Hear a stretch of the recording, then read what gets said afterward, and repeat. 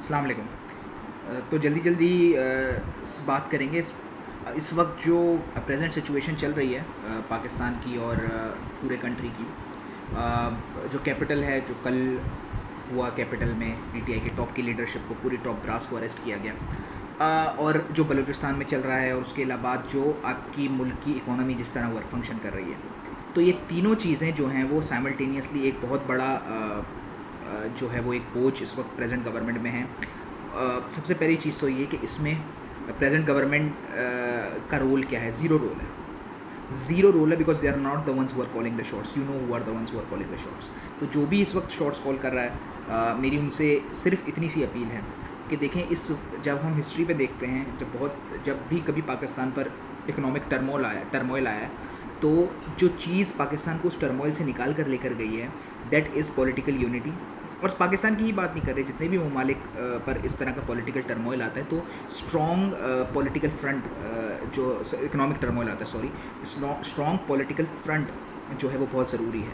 Because जब तक लोगों के मुंतखब नुमाइंदे ऐवानों में जाकर नहीं बैठेंगे और उनका स्टेक इन्वॉल्व नहीं होगा कि अगर हम काम नहीं करेंगे, पॉलिसी नहीं बनाएंगे, तो नेक्स्ट टर्म हमें नहीं मिलेगी। सही है? तो ये स्टेक सिर्फ पॉलिटिशियंस का ही होता है। और जब तक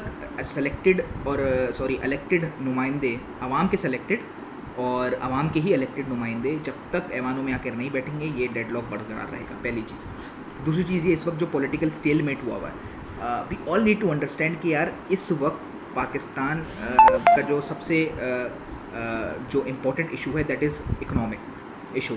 बलूचिस्तान का इशू भी सेकेंडरी है, इस वक्त इकोनॉमिक इशू सबसे बड़ा है। IMF ने अभी तक जो है वो कोई आपको पॉजिटिव रीइंफोर्समेंट नहीं दी है कि कोई पॉजिटिव फीडबैक IMF की तरफ से मिला हो। वी वर एमिंग कि अक्टूबर में शायद IMF का जो इजलास होगा, या IMF का IMF बोर्ड के जो मेंबरान का जो भी मीटिंग होगी, उसके मिनट्स में शायद हमारा भी उसमें ज़िक्र हो। लेकिन IMF ने अभी कोई इशारा नहीं दिया कि जो है वो हमें कोई पैकेज और बेल आउट पैकेज मिलेगा। तो उसके अगर हमें बेल आउट पैकेज नहीं मिलेगा, सही है, चाइना ने हमारे डेट्स को जो है ना वो रोल ओवर करने से और डेट फाइनेंसिंग से मना कर दिया है, उन्होंने भी कोई इंटरेस्ट शो नहीं किया। पहली तो चीज़। दूसरी चीज़ ये, तीसरी चीज़ ये, एक पॉलिटिकल स्टेलमेट है।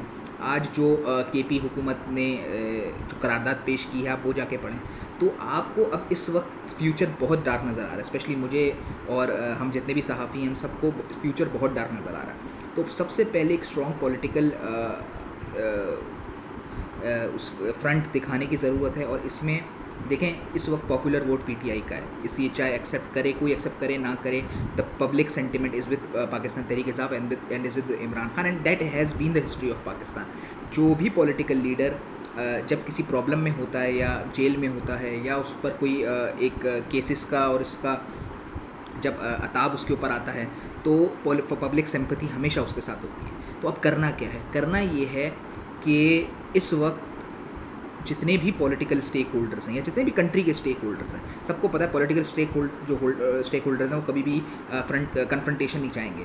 वो हमेशा टेबल पर आने की बात करेंगे, हमेशा मुज़ाकरात की, सियासी लोग हमेशा यही करेंगे।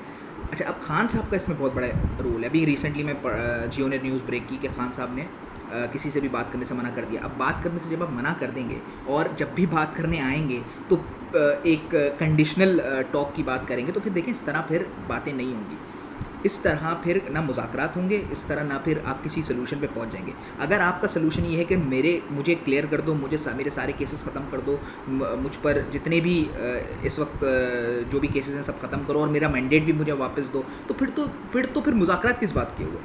फिर तो यू आर आस्किंग कि पहले तमाम मेरी शराइत मानो और फिर मैं जाकर टेबल पे आऊँगा बात कर रहे हैं। तो देखिए, इस तरह नहीं होता। अगर आपकी तमाम शराइत मान ली गई, तो फिर बात करने का क्या फ़ायदा? तो ये चीज़ें तहरीक इंसाफ को भी समझनी पड़ेंगी, पूरे पॉलिटिकल ब्रास को समझनी पड़ेंगी। इस वक्त इतनी डिविजन्स हैं, इतना पोलराइज हुआ है आपका पूरा पॉलिटिकल सीन, कि इस वक्त मीडिया को भी नहीं पता क्या खबर चलाएं, क्या नहीं चलाएं। इस वक्त पॉलिटिशियंस को भी नहीं पता कि वो किसका साथ दें, किसका साथ नहीं दें। एक कॉन्स्टिट्यूशनल अमेंडमेंट भी आप लेकर आ रहे हैं, आपको उसके लिए 2/3 मेजॉरिटी भी चाहिए, नंबर्स आपके पास हैं नहीं, तो बिल्कुल एक कन्फ्यूजन चल रहा है मुल्क में। किसी को भी कुछ समझ में नहीं आ रहा कि जो है ना वो हो क्या रहा है, और किसी को भी ये भी नहीं समझ में आ रहा कि यार कौन सी डायरेक्शन लेनी है। तो right now this is complete chaos. और sanity should prevail, and that can only prevail if everyone let go of the baggage, और जो भी माजी का जो भी एक अपने ऊपर लेकर फिर रहे हैं एक बैगेज, उसको लेट गो करें और टेबल पर आके बैठें। टेबल पे ही सोल्यूशन निकलेगा।